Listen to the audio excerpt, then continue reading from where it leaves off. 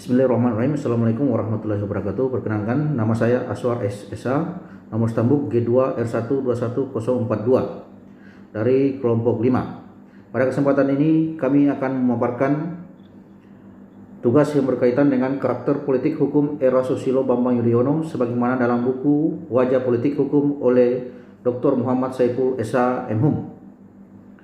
Bahwa pada saat pemerintahan Susilo Bambang Yudhoyono yang merupakan presiden pertama RI yang dipilih secara langsung oleh rakyat Indonesia, banyak kalangan yang masih menuding terdapatnya beberapa produk hukum atau produk undang-undang yang masih bernuansa neoliberal, sebagaimana ditulis oleh Muhtar Effendi Rahab dan Muhammad Sutopo. Di dalam bukunya dia menyoroti kegagalan rezim pemerintahan Susilo Bambang Yudhoyono. Indikasi undang-undang yang lebih berpihak pada kepentingan korporasi asing dapat ditemukan di sejumlah undang-undang seperti Undang-Undang Minyak dan Gas, Undang-Undang Penanaman Modal, dan Undang-Undang Pelayaran. Kuatnya nuansa neoliberal yang tampak pada karakter politik hukum rezim SBY ini malah sampai menggerogoti lembaga pendidikan tinggi. Misalnya terlihat pada penggodokan rancangan Undang-Undang Badan Hukum Pendidikan atau rancangan Undang-Undang BHP. Yang kemudian pada April 2010 Undang-Undang BHP ini dibatalkan oleh Mahkamah Konstitusi Republik Indonesia dengan alasan bertentangan dengan Undang-Undang Dasar 1945 yang mengamanatkan agar pemerintah dapat menyelenggarakan pendidikan untuk seluruh masyarakat. Tidak hanya menghasilkan sejumlah produk hukum dan undang-undang yang dituding banyak kegagalan yang bernuansa neoliberal. Rezim SBY ini tampak ragu-ragu dalam penegakan hukum, khususnya dalam memberantas korupsi. Sejumlah kasus korupsi kelas kakap yang menggerogoti keuangan negara belum tersentuh oleh hukum. Hasil penelitian ICW Indonesian Corruption Watch melalui 86 media massa menyebutkan tindak pemberantasan korupsi selama ini gagal menyentuh pejabat berkuasa, khususnya pejabat di tingkat pusat. Uang negara yang dapat dikembalikan pada tahun 2007 itu sangat sedikit, dan perkara korupsi pada tahun 2007 hanya 5 kasus, serta menyangkut kerugian negara itu hanya berkisar 46,74 miliar yang ditetapkan penyidik kepolisian, kejaksaan maupun KPK.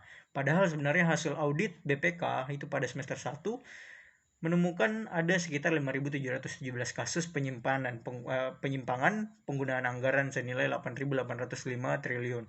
Hasil penelitian ICW juga menunjukkan selama periode 1998 hingga 2007 ternyata kasus korupsi ditangani hanya 82 kasus dengan total kerugian negara hanya 1.413 triliun. Ditemukan 82 kasus, sedangkan 38 kasus antara lain terjadi sebelum 2004 dengan kerugian negara sekitar 937 miliar.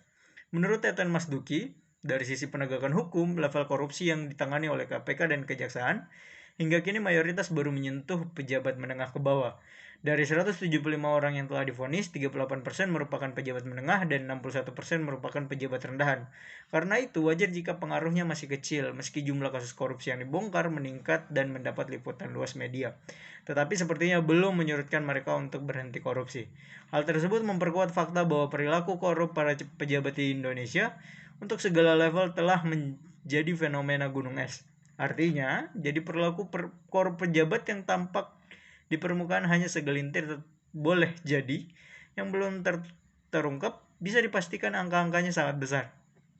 Fenomena perilaku korup tersebut menunjukkan pada level kebijakan politik SBY belum mampu membendung angka korupsi yang semakin membengkak pada masa pemerintahannya.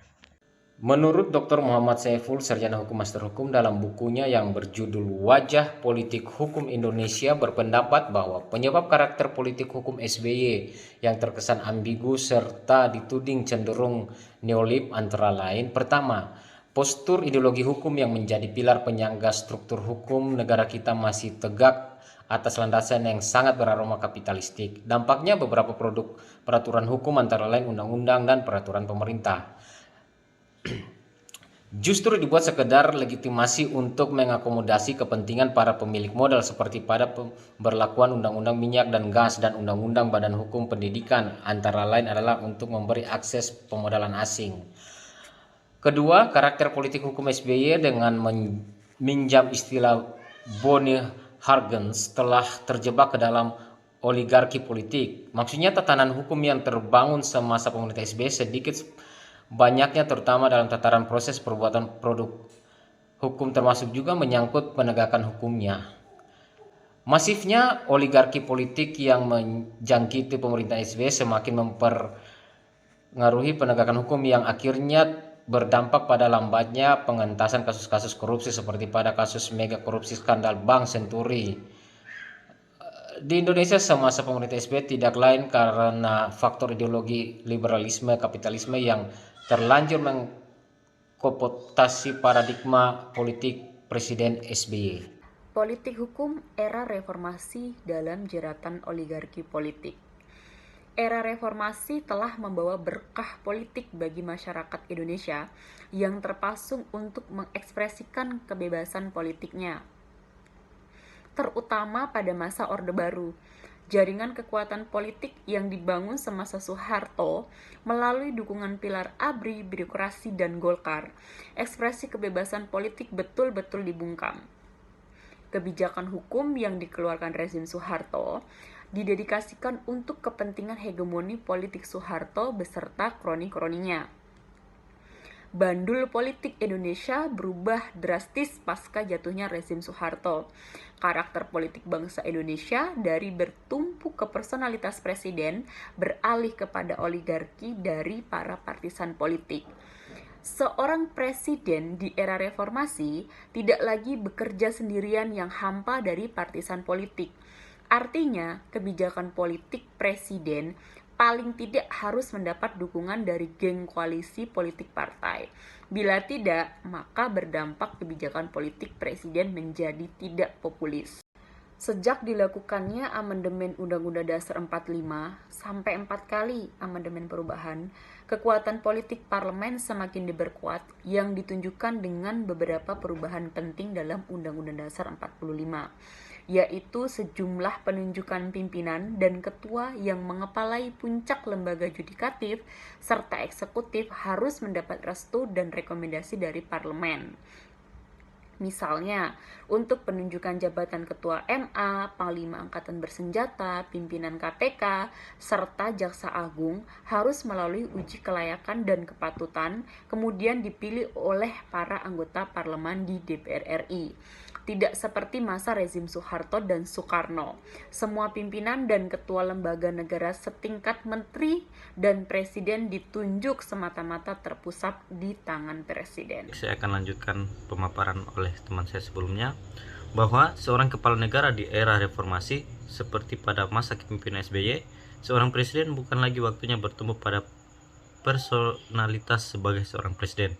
Tetapi presiden harus membuat langkah strategis melalui upaya-upaya membentuk koalisi politik dari sejumlah partisan politik dalam rangka memproteksi sejumlah kebijakannya. Contoh, kebijakan menaikkan BBM pada masa pemerintahan SBY terpaksa harus ditunda. Lantaran kebijakan itu selain dianggap tidak populis oleh rakyat Indonesia, yang terpenting juga tidak didukung oleh sejumlah partisan politik di DPR.